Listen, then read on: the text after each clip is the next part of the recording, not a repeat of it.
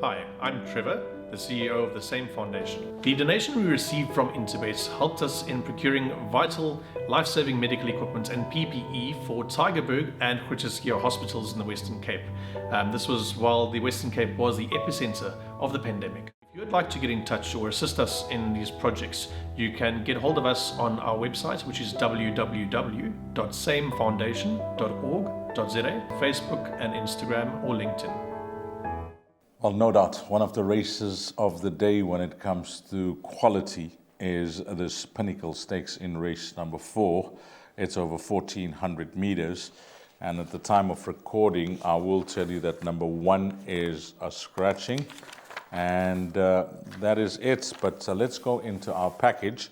And what do we have for you? We have a rerun of Former Gear and interviews with Nicole Roscoe and Alison Wright. Gear, Captain Casey on the inside, 300 meters left to go, Extreme outside, Champompa, Champezi, Passage of Power, these are the two fighting it out. Former Gear, Bowie's getting into it late on, but Passage of Power is pulling out that little bit extra. Passage of Power won it. Bowie may be second in a photo with Captain Casey. Yeah, look, I mean, he's done a right over 1,400. He's got a nice draw on the day. Yeah, there's quite a lot of horses in the race that are having prep runs and that. He's doing well at home. I think the 1,400 and the nice draw, I think he could definitely in with a chance for a placings.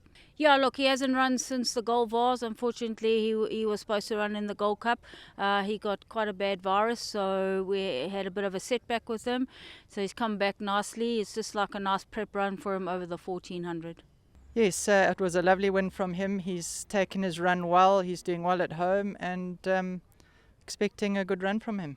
Yeah, look, he came from Sean Terry in Joburg. Unfortunately, we had a few little ups and downs where races were kind of abandoned, where we had him in, and then we had him in Greyville that night, and then the lights went off and never came back on, so he never got to have a race.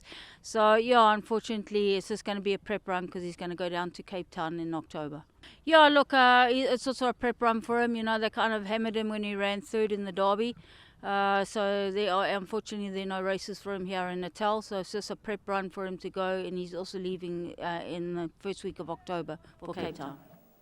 Well, that is race number 4, 1,400 meters, Pinnacle Stakes, and let's have a look at the best weighted column, which is usually a good guide in these conditioned races.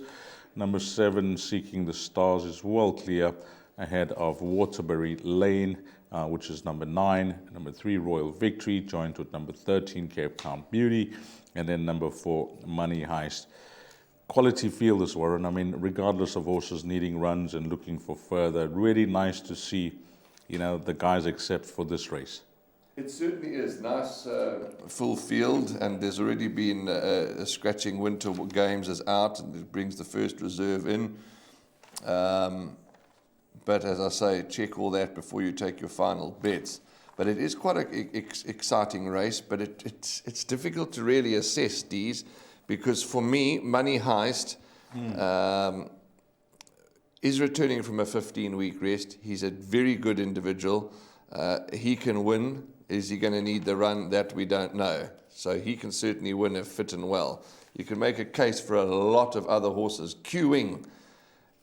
Nearly, got it all right last time over distance. Well, we say short of his best, but Queuing goes over any distance. He ran an absolute cracker last time, second to Seeking the Stars. He's a good horse. He's a 7-time winner. My value in the race, that I'm going to be throwing into all bets, is number 2, Mr. Master Starter. I know his last run, he was in touch and found nothing, but he was reported to have been making respiratory noises. He's neatly drawn. He's been 62 weeks since his last win, but I think he's the place value, Mr. Master Starter, and you can dig some more. It's a tough race, so all I can add to the table is Money Heist, probably the one to beat. Queuing, massive runner, but my value selection is number 2, Mr. Master Starter, for a place. I'm going with 3 runners here and everything, Warren. Number 7, Seeking the Stars, just on pure ratings, an absolute standout. I mean, if you just go on his rating that he comes into the race with, which he's earned over this distance, then the sprint trip, As I mentioned last time out when I did preview the race, although he ran in the Golden Horse Casino and the Mercury Sprint, he earned his rating over 1,400 meters, so I wasn't confident of him winning. In fact, I like queuing that day.